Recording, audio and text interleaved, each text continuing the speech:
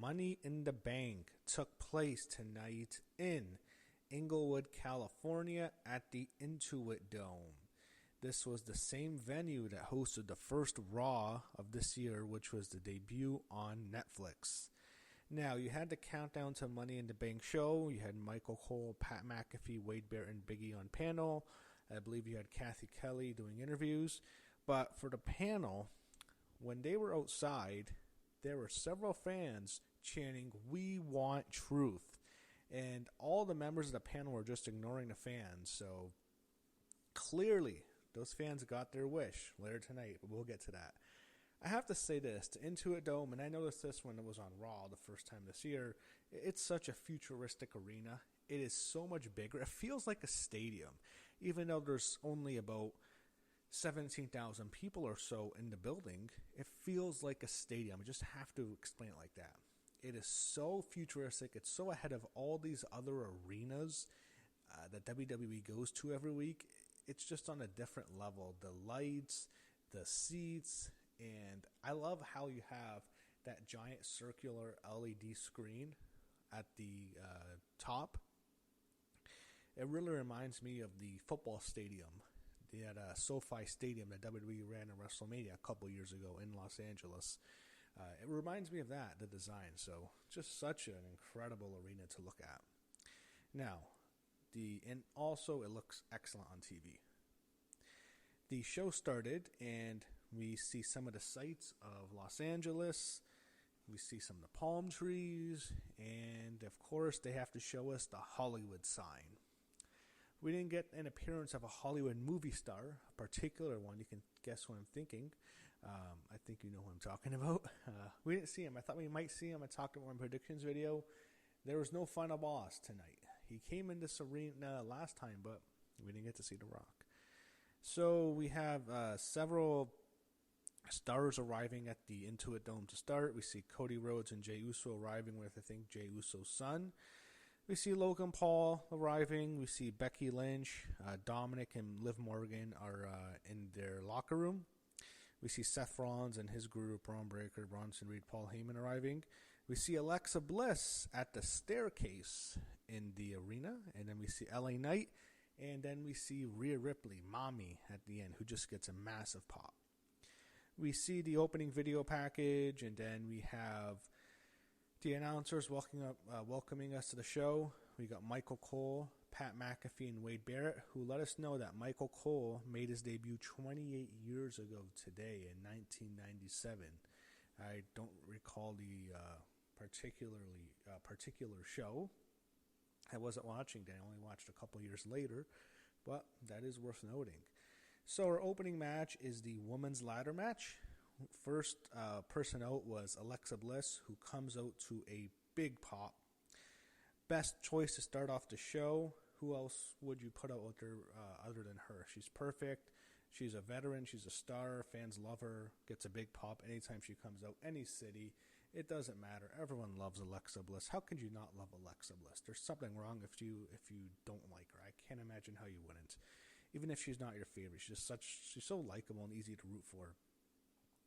I also wanted to mention that she did the exact same skirt removal and her top removal as she did at Money in the Bank 4 years ago in 2021. There was that kind of viral gif of her removing her attire to reveal her ring attire. She's removing her entrance gear, the skirt, and the shirt. And she did it again here, which was nice. And then he had Roxanne Perez out next to a decent pop, which I like. I think the fans are getting behind Roxanne, which I really like. And I'm just going to talk about it now. I would have had her win this match. If I'm the booker, she's the one I'm having go over here, but she didn't. Instead, the winner came out next, Naomi, who didn't get much of a pop, to be honest. And really not that over here. Stephanie Vaquer's out to a big pop, and I mean a big pop. They love her, and when her initial music starts, you have that intro with the devilish opener. I don't know how exactly you explain it, and then it says Stephanie Vaquer on the LED screen, and that's when the fans go crazy. They love her. This was her second match today. She just wrestled at Worlds Collide, in which she won. She got the win for her team, and this is her third match in the last 24 hours as she competed in the 6-woman tag on SmackDown with all these women. So everyone's wrestling 2 matches in 24 hours. However, Stephanie particularly has to wrestle 3 matches in the last 24 hours, which is nuts. Superstar in the making. Giulia's out next, and not much of a pop, better than she had on SmackDown, but, I guess the thing is, people just aren't that into her right now. Vaquer really outshined her in NXT, and Giulia hasn't found her footing yet on the main roster, and also her theme song is kind of hard to pop for, because it's like such a downbeat kind of theme song, so maybe they'll get more into her if they really let her go, and I mean in the ring, let her go, show her talent. But Giulia was up next, and then last is the woman who's most over, who just gets a massive pop no matter which arena she goes in, no matter which city. Everyone loves Mommy, Rhea Ripley. Just massive ovation, huge pop. Was probably the biggest pop of the night in terms of entrances on the show, I think. I don't think anyone was more over than Rhea tonight. So we have, to start off, you have veterans versus newcomer stare down. You have Rhea Ripley, Alexa Bliss, and Naomi on one side. Then you have Giulia, Stephanie Vaquer, and Roxanne Perez on the other. You had a cool stare off earlier in the match with Rhea Ripley and Alexa Bliss, and they went back to that. I wonder if they'll see that match. It's kind of hard to believe it, because Alexa's so small compared to Rhea, but both are super over, so I wouldn't mind it in that regard. You had Roxanne Perez doing a cool springboard moonsault onto Rhea, who was on a ladder on the ropes, and that's how she landed when the ladder was slanted on the ropes. Not as cool as the counter she did on SmackDown last night with the DDT from the Riptide, but this was still a good spot. You had a bad thing here. So Giulia and Roxanne are kind of reuniting their alliance again, and they have Rhea Ripley in between a ladder, and they're trying to slam the top half on the bottom half, and she's in between, and I don't think they've ever worked with a ladder before, because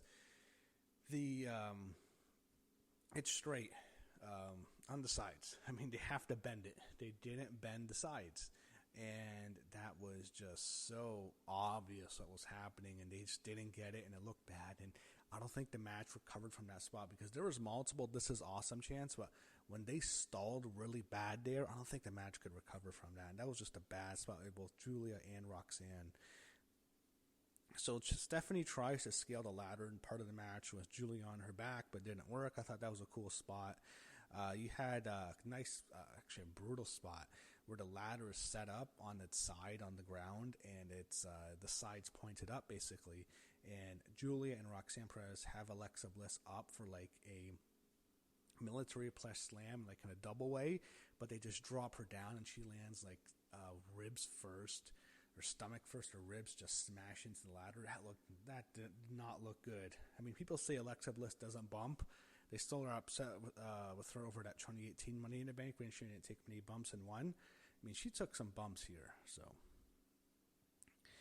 you had Rhea Ripley being buried in the ladders by both Giulia and Roxanne. Later in the match, she rises out of the ladders and she destroys everybody, which was cool. Now, you also had a spot where you had the ladder set up in the middle of the ring, and then you had another ladder set up into the ladder onto the rope, so it's laying horizontally elevated. And you had Stephanie and Rhea on top of it, and Stephanie hit the devil's kiss onto Rhea onto the flat ladder. That was probably the spot of the whole match. That looked amazing, and it's always good to see Stephanie do the devil's kiss no matter what, but this looked really good and looked nasty too for Rhea, because she's going face first into the ladder, and we're seeing Stephanie bounce on an elevated position, and I just thought it looked really visually really good, but I'm sure it felt brutal.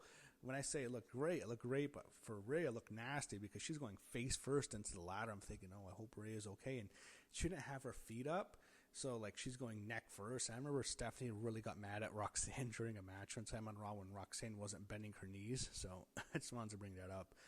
I was actually a little bit worried for Rhea there. So you had another spot where I said the ladder was slanted, or so the ladder was connected to the ladder onto the rope, so it's horizontally head on both sides now. and you had Alexa Bliss and Roxanne Perez hit simultaneous code reds, or I think Alexa calls it the pop-up powerbomb, and Roxanne calls it the pop rocks. Cole kept saying code reds, so I guess it's Zelina's finisher. But I think Zelina and Roxanne have the same finisher. Anyway, they hit, I think Alexa hit it on Naomi and Roxanne hit it on Stephanie, and they both hit it onto the horizontal ladders on the ropes, which looked good. But I just think it could have looked better if they were elevated a bit higher, if they were on a couple more steps. But I did like how it was simultaneous. You had Rhea and Alexa both hit their finishers on both Giulia and Roxanne Perez, a Riptide and a Sister Abigail DDT. And then you have Rhea and Alexa on top of the ladder, and they're teasing a match between the two, a stare down. But then, like, we're going to potentially get a feud. But then, as they're on the ladder, there's another ladder set up in between the ropes, flat. And then Naomi knocks them both off the ladder, and they both hit the ladder, as I mentioned, on the ropes. And that takes out both Alexa and Rhea. And Stephanie was taken out earlier. Giulia and Roxanne were taken out from the finishers. Everyone's down. Naomi's by herself, and she climbs the ladder and wins the briefcase. So Naomi is Mrs. Money in the Bank, or Miss Money in the Bank. I just think this was a horrible decision. I know they've been pushing Naomi hard, and people say, well, she's improved a lot. I don't care. She gets no reaction, and she has zero charisma. That's the issue with Naomi. And I've been thinking a lot about charisma, of what that means. Naomi never had charisma. She tries a million gimmicks, the glow gimmick, which I never liked. It looks like something like a 12-year-old would design. And then she has the caution gimmick, where she wraps herself in caution tape. I've never been a fan of Naomi. Just zero charisma. Zero charisma. She has no personality. She doesn't have that,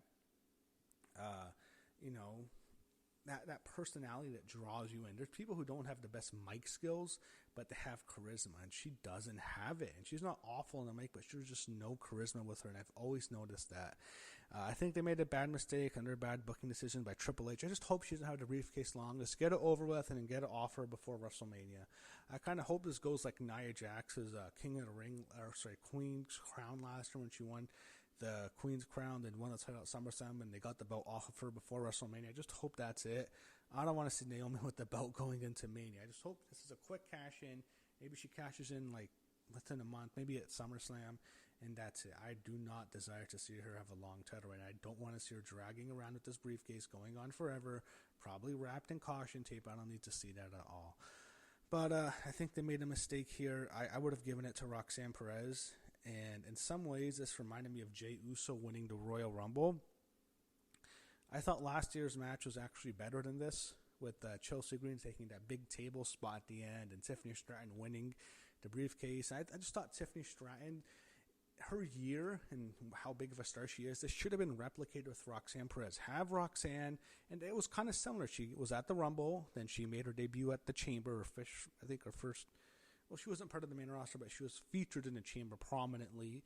And then she comes up officially after WrestleMania. And then, Tiffany won Money in the Bank. I thought Roxanne needed to win Money in the Bank, and it sets her off, and she'll cash in when it's ready. And she doesn't have to cash in for a while. And I'm just thinking, I just think they made a huge mistake here. I really thought Roxanne should have won here.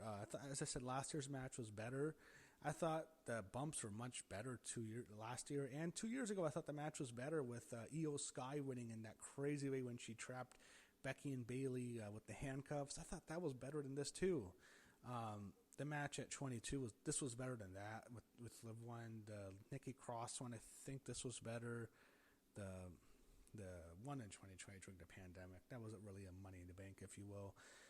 I thought the one with Bayley one was probably a bit better. I thought the Alexa one in 2018 might have been better. I don't remember that too much.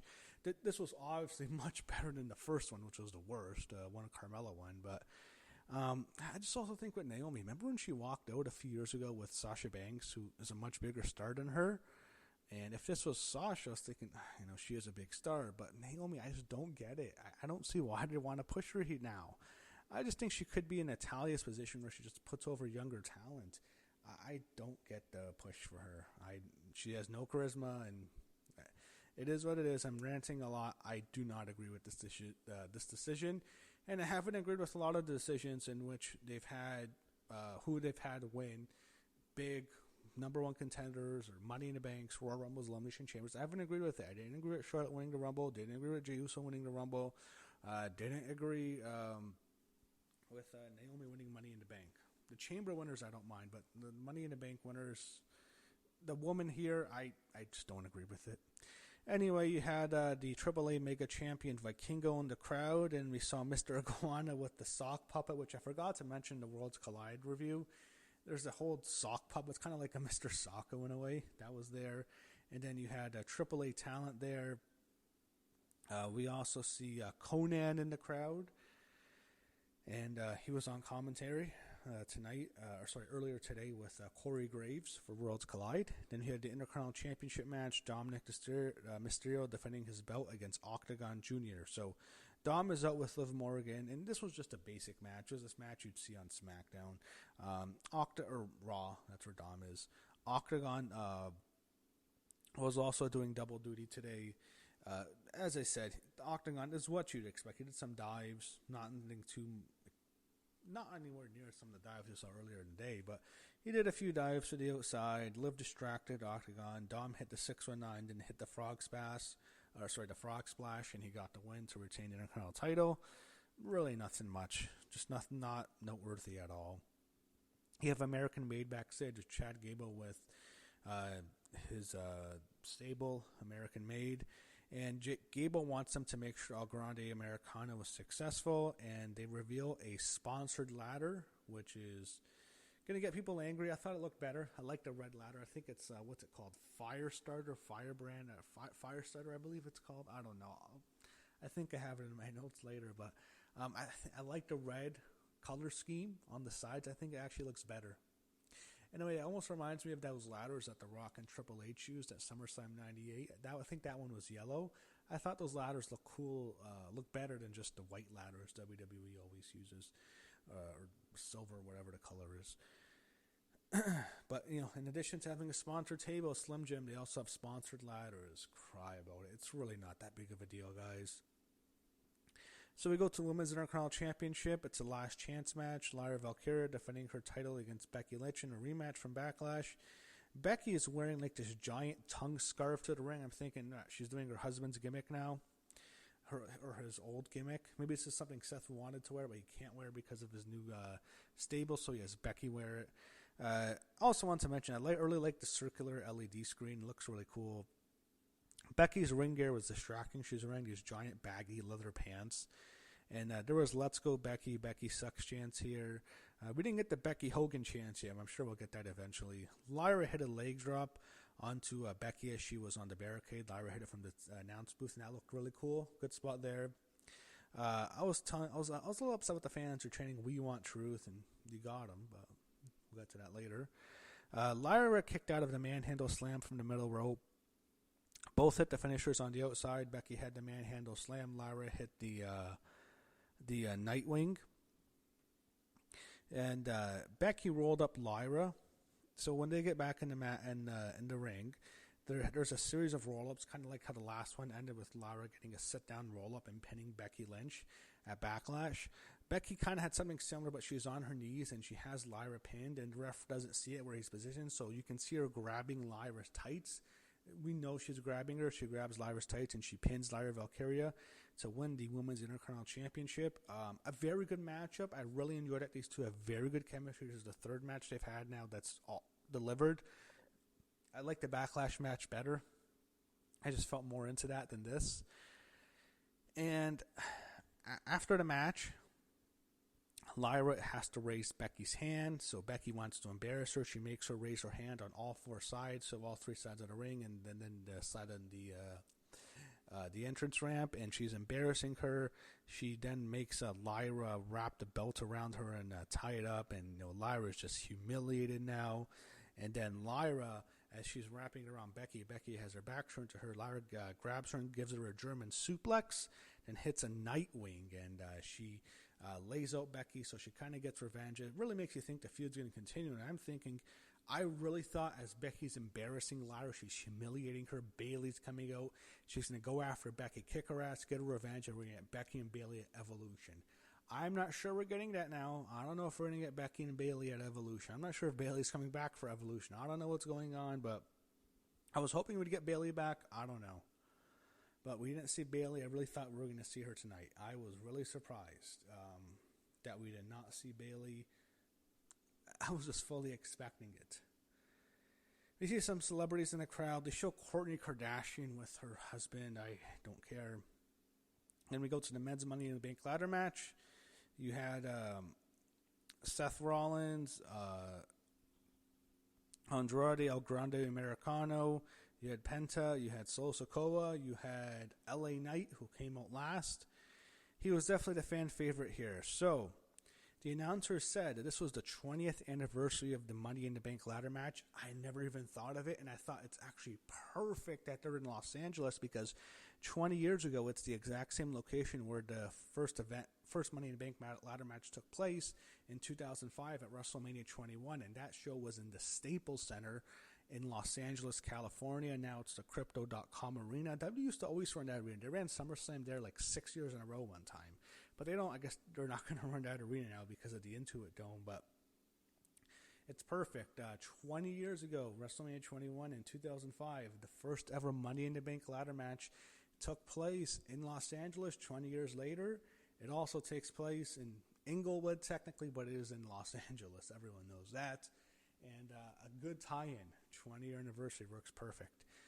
So Seth Rollins, as I said, when he came out, the fans were singing his song, and I was kind of thinking, all right, I mean, they're going to boo him, but they always have to sing a song. Then, as all the competitors are in the ring, here's some of the spots. There was a lot of stuff that happened here, and I'm going to try and... Here's everything I remembered, and I wrote down I wanted to talk about. So you had a cornered ladder used early. Ladder set up in the corner. The bumps were much better than the women's, but we knew that would happen going in. But I just thought they looked a lot better than the women's match. There's a lot less, setting up and stuff. But you did have some of that, but not as bad as the one when they keep stalling and like hurting the match. Sorry. Excuse me. But you had El Grande Americano. One spot I really liked was when he has an elevated ankle lock on Seth Rollins. And the ref and the announcers actually make because Michael Cole's talking about how Chad Gable always uses the ankle lock, the announcers bring up Kurt Angle, McAfee does, and he brings up Ken Shamrock. I'm thinking, holy shit, we got a Ken Shamrock reference in WWE. Does that ever happen? I know he really wants to go in the Hall of Fame. That'd be cool if they put him in one year. But that was worth mentioning. You had a cool sunset flip into the ladder, which looked good. You had a suplex into the ladder, onto the ladder. Penta hit the Mexican Destroyer onto Andrade on a horizontal ladder, and this looked much better. And as I mentioned, a horizontal ladder is when the ladder's in between the one ladder and on the rope, so it's flat horizontally, and he hit the Mexican Destroyer onto it. It looked a lot better than the pop-up powerbomb that we saw earlier with the woman. And later in the match, we get to see the fireball ladder. I think that's what it's called. And he has it on. He has it up. El Grande Americano sets it up. And he takes out everyone with it. First, he puts it around his neck and does that airplane thing where the helicopter thing where he just takes out everyone with the ladder. Then he sets it up, and you had probably one of the best sequences of ever in a Money in the Bank match. I'll say that. So here's the setup. On the outside is a ladder set up on the outside ring post, and it leads you into the ring. So it's set up like that. And then on the corner in the ring is another ladder set up, leaned against it, and then you have the ladder in the middle, which is the fire ladder. So El Grande Americano does this amazing sequence. He's on the outside. He climbs up the ladder from the post, gets in the ring, then he steps onto the ladder and onto the corner, pushes himself onto he swings himself, basically, pushes it and gets to swing into the ladder in the center. So he uses two ladders here. And it's set up exactly the same way when Shelton Benjamin ran up the ladder at WrestleMania 21. It's set up the exact same way here. And he's now all the way to the top of the ladder in the middle of the ring. And he uses the headbutt. He headbutts Penta, and they showed up putting this titanium plate, so he destroys Penta with the headbutt. He's about to win, and then we see LA Knight scaling the ladder that's now slanted into the center ladder, and then he does an amazing side fall-away suplex onto Americano, and it looked amazing. It's so hard to explain it, but that was the best sequence of the whole show. It was amazing. One of the best sequences of a Money in the Bank match. It really was. Not in it like this insane crazy spot, just how it all happened, how it was all set up. The whole sequence was great. So during this part, Seth's on the outside. He's calling for Braun and Bronson, and they come in, destroy everyone. Braun Breaker hit an amazing spear onto Americano, which the cameras missed, basically. And then, as they're going after Solo calls out for Jacob Fatu and JC Mateo, who both come out. And it's a battle. We get to see the stare down between Braun Breaker and Jacob Fatu. On the outside, Braun Breaker, as this battle goes on, he spears JC Mateo through the barricade. And Jacob Fatu just destroys everyone here. He takes out everyone on with a suicide dive on the outside. He gets Solo in the ring. He puts him in. He sets up the ladder for him. Solo's climbing. He's ready to go win the match. But then Jacob Fatu grabs his leg. Solo's trying to get up, and he realizes what's going on. Jacob Fatu tells him, "I hate you, Solo." Fans go crazy. "I hate you. I've been waiting for that for so long." He destroys Solo Sikoa. He super kicks him. I think he might have given him a Samoan drop. And by the way, I think Fatu hit the Samoan drop to Bronson Reed earlier. That was cool too. But he's just destroying Sikoa. Then he hits that moonsault, which was great. Takes him on the outside, and there's a ladder set up on the apron on the barricade, that flat ladder. They've done that about a whole bunch of times. He gives Solo Sikoa a side suplex, and he goes smashing through the ladder. He destroys Solo Sikoa. They finally did it. They did the big turn. It happened here. Fatu destroys Sikoa. After that, after Sikoa's been destroyed, you have Seth Rollins going to the top. He looks like he's about to win. LA Knight tries to stop him. It doesn't work. Rollins just beats down Knight. And then that was the false hope. Knight's been destroyed now by Rollins. He's out. Rollins climbs up and wins the briefcase. So it's a second Money in the Bank win. 11 years ago, he won it in 2014 with the assist of Kane, I believe. So it makes sense 11 years later, he wins it with the assist of Braun Breaker and Bronson Reed. And I don't know if he'll cash in the main event of WrestleMania again. Probably not. We might see him cash in tomorrow night, which I hope on Raw. But Seth Rollins is once again Mr. Money in the Bank. As I predicted he would win, he did. He is now a two-time Money in the Bank winner. He's the fourth man to hold the Money in the Bank briefcase twice. Edge did it, then CM Punk, then The Miz, now Seth Rollins. And he's also only the second man to actually win two Money in the Bank ladder matches, CM Punk being the only other wrestler to do that. So Rollins is Mr. Money in the Bank once again. So we get the announcement. WrestleMania 42 is back in Las Vegas. No surprise here. Some people are upset. I'm sure the people in Los Angeles are thrilled because it's a short drive, probably a few hours. That's all you have to drive to get from Los Angeles to Las Vegas. So they're happy. We have a new logo. The last year was the casino logo with the cards and the Vegas font with the neon lights, which looked good.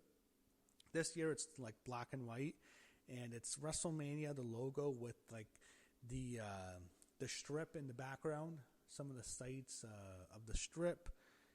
That's how it was. I haven't seen it in depth. I have to look at the logo again, but that's what we're getting for a logo of WrestleMania 42, which is in about 10 months, 10 and a half months, on April 18th, April 19th, two-night event, WrestleMania 42, back in Las Vegas.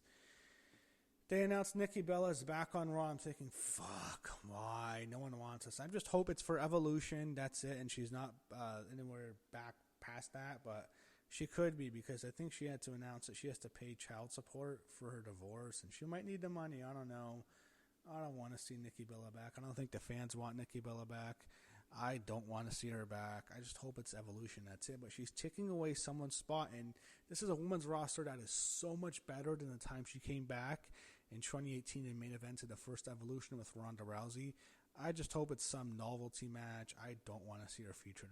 I don't want her back. I don't need to see her. If she wants to go to the crowd, wants to be in the crowd, go ahead, fine. Evolution 2. I don't want her on the show. I don't want her wrestling. I don't want her taking away anyone's spot. Everyone on that roster is better than her, and she was never that good. And women's division is so much better than it was. I really don't want to see her. I don't care to see her on the show. Okay. Next, we go to the main event, tag team match. Cody Rhodes and Jey Uso taking on John Cena and Logan Paul. Cody's out first, then comes Jey Uso through the crowd. Logan Paul interrupts the Yeet Encore. So to me, it's like a babyface turn for Logan Paul. Cena comes out last, and there was a "We Want Truth" chant to start. Okay, so the first 10 or so minutes I didn't care about. It was just boring. It was like a TV match. Jey was awful in the ring. And then it really picks up, and it becomes a very good main event. A surprising main event.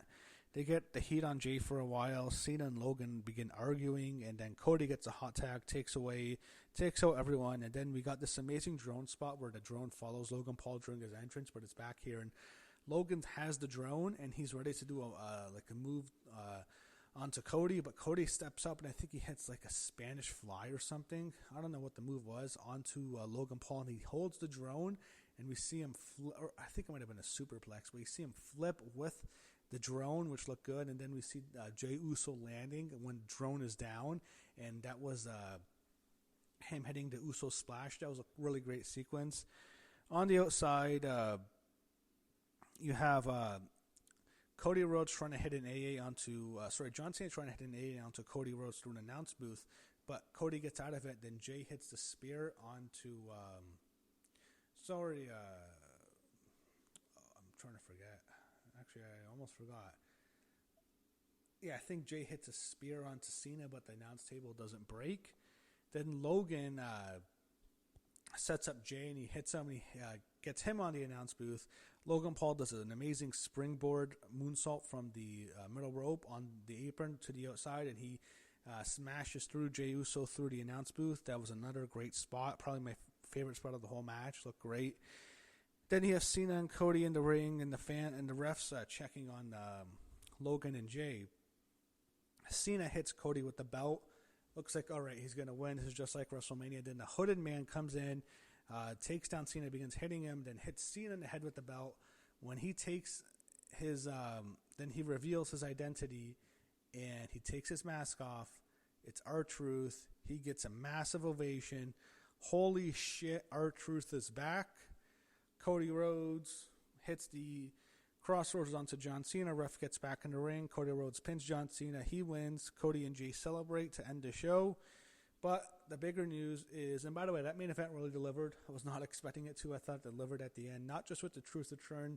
Right when we got the drone spot, I thought it really picked up, and we got some good spots there near the end. And I love the Truth Return, how it all ends. It really reminded me of those earlier days with Triple H with some of the Bloodline stuff and how exciting it could be. But the big thing is now R-Truth is back. He's now Ron Killings. They have merchandise up for him already.